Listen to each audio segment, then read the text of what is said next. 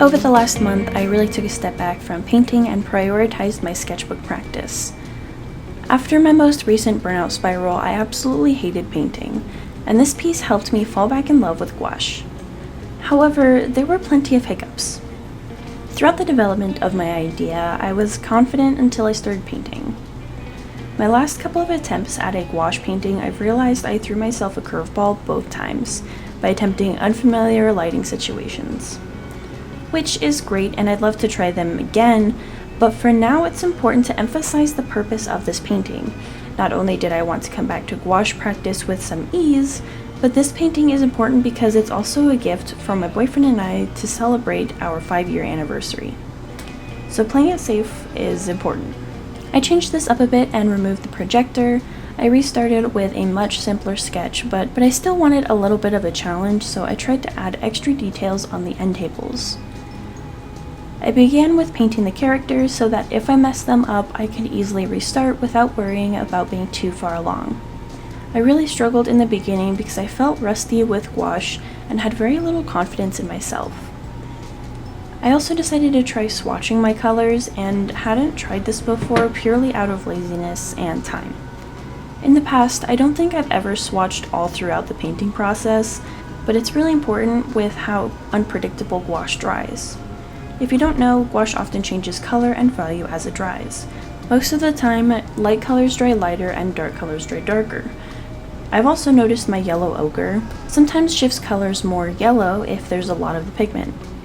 I mostly wanted to work with my newer Holbein Artist's Gouache set because I absolutely love it. It quickly became my favorite gouache I've ever tried so far since I used it in my last piece. However, the pigments were incredibly strong and it added another challenge since I have less experience with it. I went back to my trusty Windsor & Newton gouache for the remainder of the background.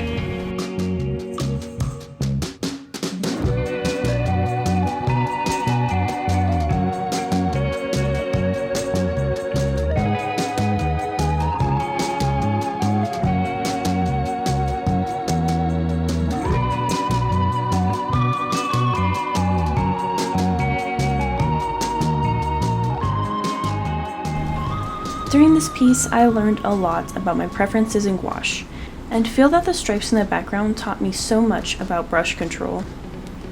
Moving on from the background, I had a lot more confidence and felt way more comfortable.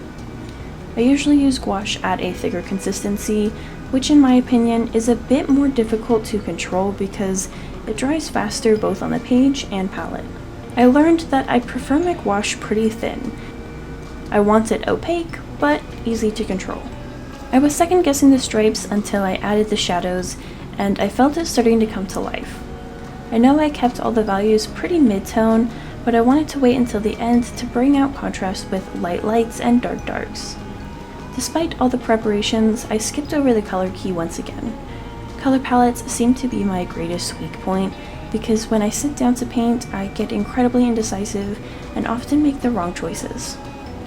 Before we continue, I'd like to let you know my Ko-Fi tiers are updated and I now have a Patreon. They will be exactly the same. I wanted to have both available so that anyone can support me and receive the rewards by using the platform they prefer. My audience has been split on both. If you'd like to support my art career in exchange for some digital goodies, check it out. Prices range from $1 to $10 and rewards range from an overview of everything I'm doing each month to an exclusive video.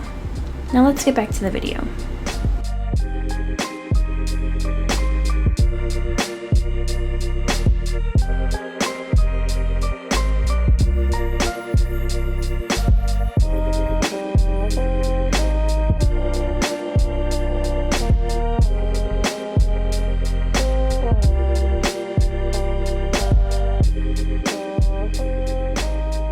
I did want to talk a bit about why I left Instagram. If you stay up to date on my community posts, you may already know, but I have deleted my Instagram account. I'm really sick of the constant changes, and it was incredibly difficult to opt out of AI.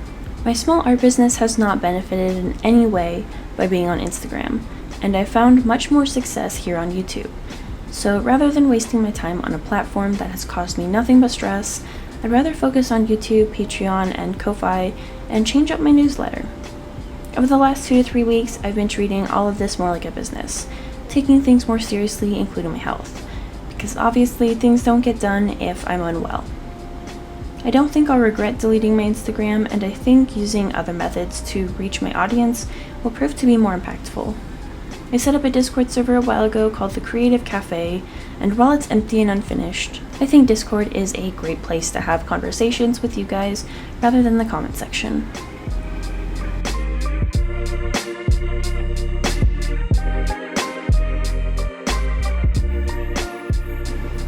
I was being very indecisive with the little details, so I decided to tackle the larger portions first. Once the stripes were done, I painted the wooden floors. I was so proud of the texture and with how the piece was going, considering all the impulsive decisions I was making. The water bottles, cow slippers, wall stripes, wooden floors, rug pattern, and color palette were all last-minute additions, whether it was in the sketching phase or during the painting process. The rug was the most nerve-wracking part because the color choices, design, and execution could make or break the painting. It's such a large part of the piece. Every last-minute decision took a lot of thought because I didn't want anything to blend together, whether it was similar colors or similar values. I had mixed feelings about the rug. It's not terrible, but it's not great. Once it was painted, I was still feeling pretty good about the piece and decided to start refining and fixing the smaller parts before any additional changes to the rug. By this point in the piece, I was really tired of not being able to move around the piece as I work. However, I'm glad I decided to tape it down while painting the bulk of it to prevent warping. I usually don't tape down my paintings to the desk. I do like when there's a border on my paintings, so I usually just put it on the page. While painting the rug, I fumbled the brush and had a bit of an accident on the left side of the page. I'm not great at color matching or fixing mistakes, so I crossed my fingers and gave it a try. It turned out better than I expected.